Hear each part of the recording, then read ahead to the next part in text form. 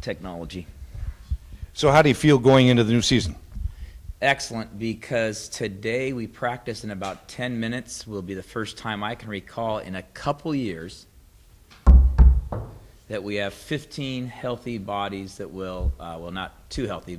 Brian Bennett's been out the entire preseason so far with a knee and foot injury, but has a shot. He's actually going to be able to practice today, half a practice. So we will have 15 bodies in the practice floor, which should, with the potential of one of our other walk-ons being available Saturday for our scrimmage. We'll have 16 bodies if all goes well in the next few days.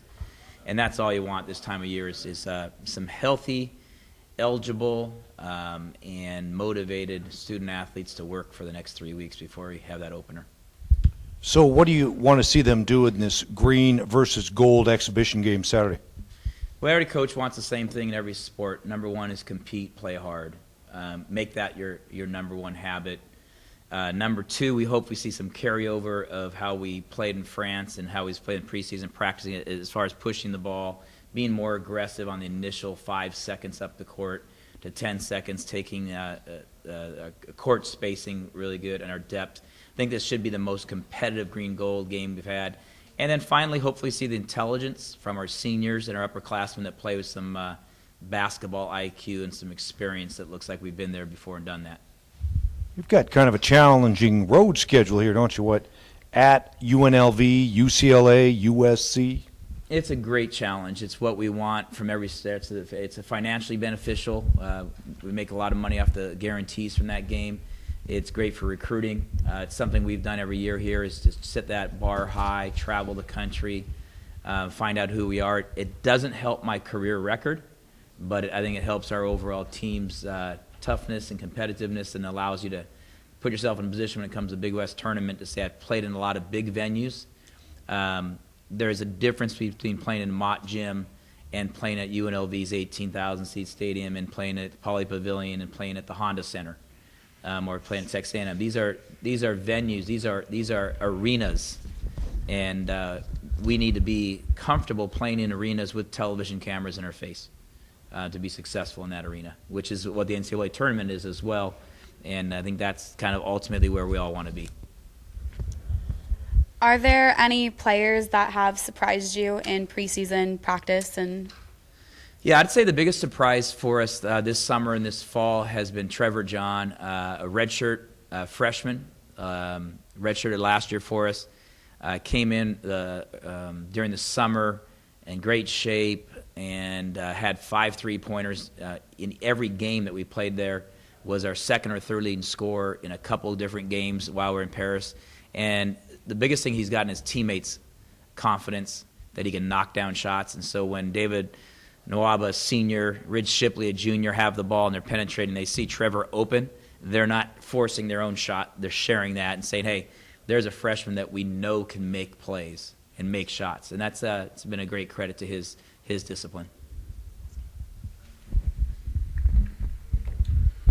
Coach, you return a lot of firepower this year. You know, does it feel that you guys are kind of coming into this year and coming to the Big West with pretty high expectations? Yeah, I love it. We picked most polls to be in the top half of the conference, anywhere from third, fourth, or fifth.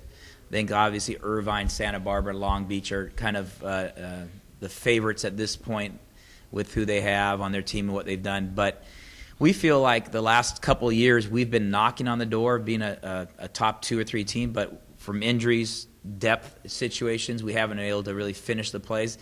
And now I look like with the depth that we have, having 10, 11 experienced bodies, we have 7 players on the roster right now that were on the NCAA tournament team that played, in Dayton, Ohio and won a game. That's some pretty good experience. Now we have the depth behind it with the transfers that we've gotten from Gonzaga, transfer from Minnesota, the freshman recruiting class that we got from the NCAA tournament run. Those are the kids that we recruited. And so I think our depth is there, that we can handle a substitute. And we're going to have that depth the way that we're playing now.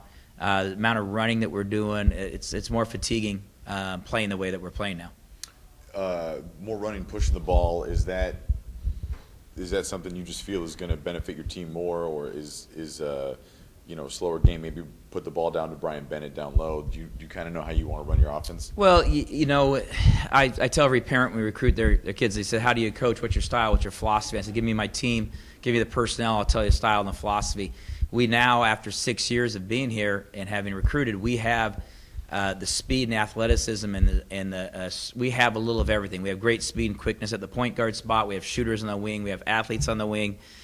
We have some pick and pop four and Joe Allwich, and behind him Luke Miko. We have bigs in the middle who can score inside but can get the ball out and run and push and set screens. So we have enough in our stew to have a real stew that it's a variety of players that allows us to run and push and share, be more aggressive. In the past, our depth wasn't there to really feel like we had all the pieces to run on a regular basis. And it's going to be a challenge because our first exhibition game is against San Bernardino after the green and gold, and they're a super athletic Division II team with a bunch of Division I transfers, and they'll want to run and press. And then the same thing, we go to UNLV's, historically one of the highest scoring programs in America, and UCLA led the Pac-12 in scoring, I believe, last year as well. So we're going to go against teams that want to run as well. So it's going to be up and down, and it's going to be challenging to stay with that pace, but it's one that we're committed to, that we started off in Paris, pushing the ball. We averaged 80 points a night while we were in Paris in 40-minute games. So I think that it'll come down a little bit to that. I don't expect us to average 80 points, but I do see us pushing ourselves over 70 if we can shoot on a regular basis, where we've had difficult time getting 62, over 62, 63 a night. So 6 to 7 points more a night I see as very realistic for us. You guys have a starting five yet? No, we have our green and gold game coming up this weekend. After that, we will start looking at a top 8. Right now, we've told every player, 15, 16 players on the team. We haven't even had the same guys practice together in the same rotation. I believe that every guy needs that opportunity. We try to go 15. We have 30 practices before the first game. I try to make sure that half of those practices, the lineup changes every single day in practice, so everybody has a chance to play with everybody. So we'll go through this Saturday without a set lineup and start whittling it down to a top 8 after that. How are the transfers kind of meshing with what you're preaching, what your philosophy is? It's good because they know that we had some success this summer without them even in the lineup, and so they're trying to find a way to contribute. Both the transfers, Luke Meikle, Josh Martin, weren't eligible to go on the trip, so they're trying to find their spots in there and realize when to shoot, when to drive, when to pass. Both of them are skilled, athletic, and young. Both are sophomores, and so we'll have 3 years with them and with good senior leadership. Thanks, Jeff.